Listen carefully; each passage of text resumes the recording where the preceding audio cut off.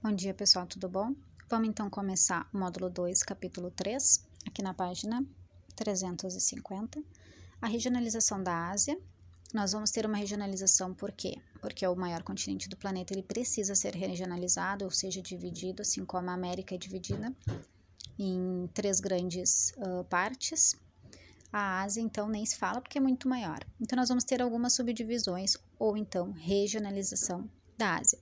Nós vamos ter aqui o Oriente Médio, onde nós temos a Turquia, Iraque, Irã, né, esses países mais conflituosos que a gente conhece, a Síria, são países que têm aí conflitos internos. Aqui nós vamos ter a Ásia setentrional e central, que pega ali a Rússia, Cazaquistão, Uzbequistão, Turcomenistão, leste asiático, que é o Japão, a China, a Mongólia, sul da Ásia, Índia, o Paquistão aqui no sudeste nós vamos ter a Indonésia ali, as ilhas da Indonésia. Aí aqui do lado a gente tem as explicações de cada parte, né?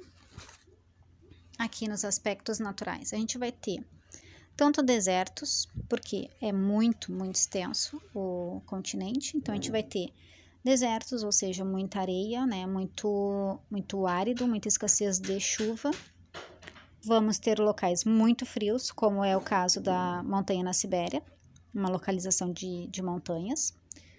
Aqui nós vamos ter o Planalto do Tibete, no Nepal. Também temos as grandes cordilheiras, né, aliás, a grande cordilheira do Himalaia, onde tem o local mais alto do planeta, que é o Everest, e aqui uma floresta lá na Índia. Então, a gente tem uma diversidade de climas, né, frios e quentes, e de altimetria também, né, locais altos, e de vegetação, ó, aqui, por ser deserto, é muito pouco o que se tem de vegetação, e aqui florestas.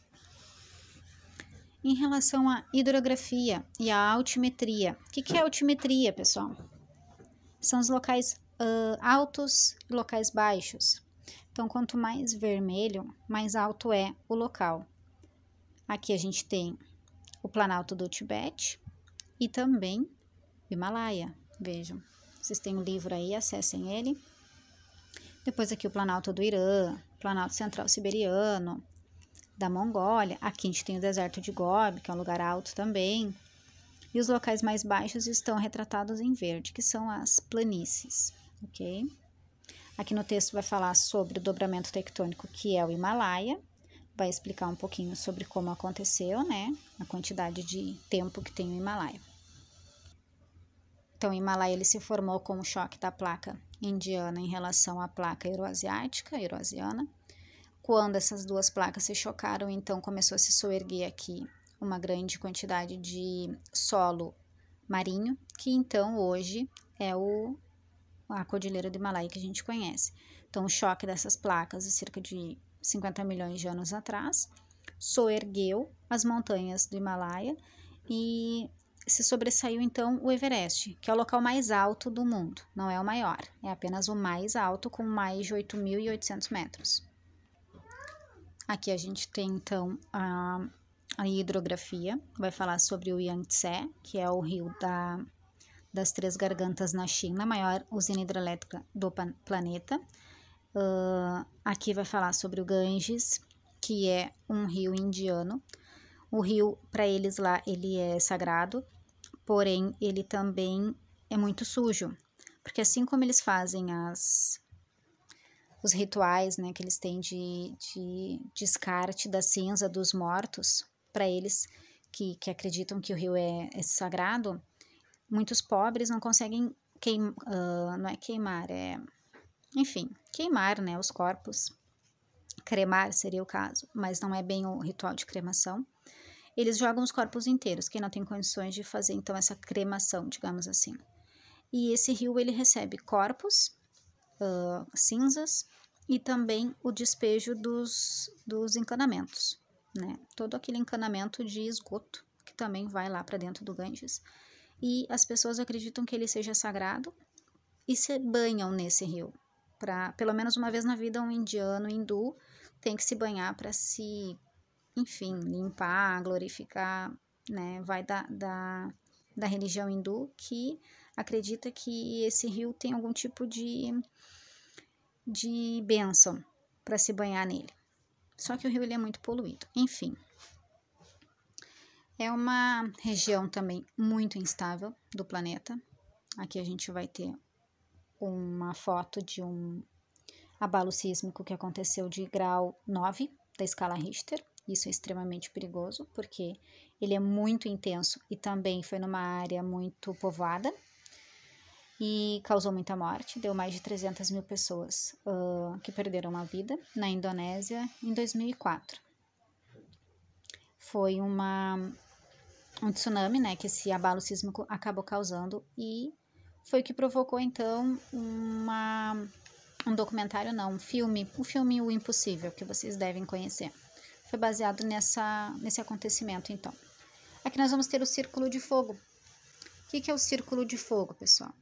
É essa área aqui que parece arredondada, digamos assim, que parece um círculo, que tem uma grande quantidade de abalos sísmicos, ou seja, muitos terremotos, porque tem muito contato de placa tectônica. E as placas tectônicas geram uma vibração muito grande quando elas se atritam, quando elas se raspam. E esse abalo sísmico pode ser de grande intensidade, que são, no caso, os terremotos, que provocam também os tsunamis, mas também os vulcões. Então, por isso o nome Círculo de Fogo, porque aí tem muito vulcão, muita atividade vulcânica envolvida. Aqui nós vamos ter as formações vegetais e também os climas, que tem total ligação, né? Onde tem um tipo climático, vai ter um tipo de vegetação e assim por diante. Por exemplo, não podemos ter grandes florestas tropicais em locais frios nem áridos.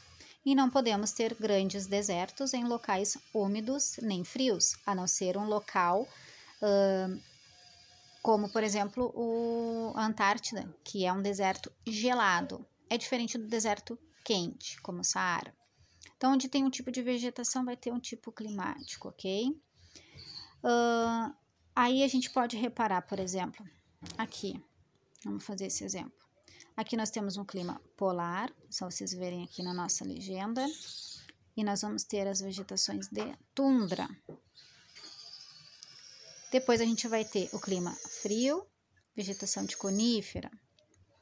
Aqui é o clima equatorial, floresta, tropical, pluvial, tropical. O que é pluvial? É de chuvas.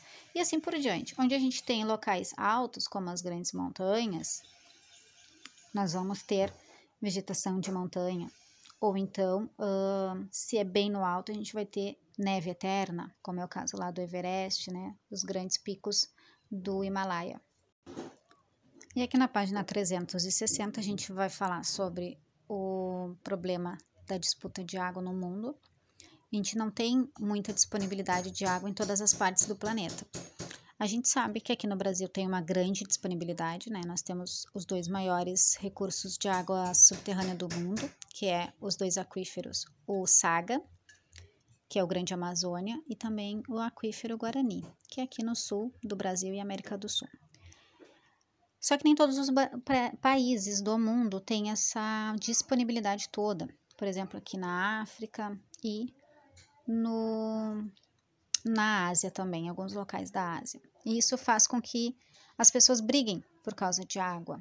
Tem muitos conflitos que acontecem por causa de água. E aí teve um conceito introduzido na década de 70, que é o estresse hídrico, que vocês vão ler aqui, que se refere à situação vivida por um grupo, um país, uma região, que demanda recursos hídricos e precisa dessa disponibilidade, né? E a capacidade de renovação, então, é menor do que deveria. Eles precisam de mais água e eles têm menos. Eles têm uma demanda muito grande para uma pequena quantidade de água, então. E aqui vai falar sobre os conflitos pela água no Oriente Médio. Quero que vocês deem uma boa lida. Vou deixar alguns exercícios também e as páginas para vocês lerem, tá bom? Obrigada, beijo, boa semana.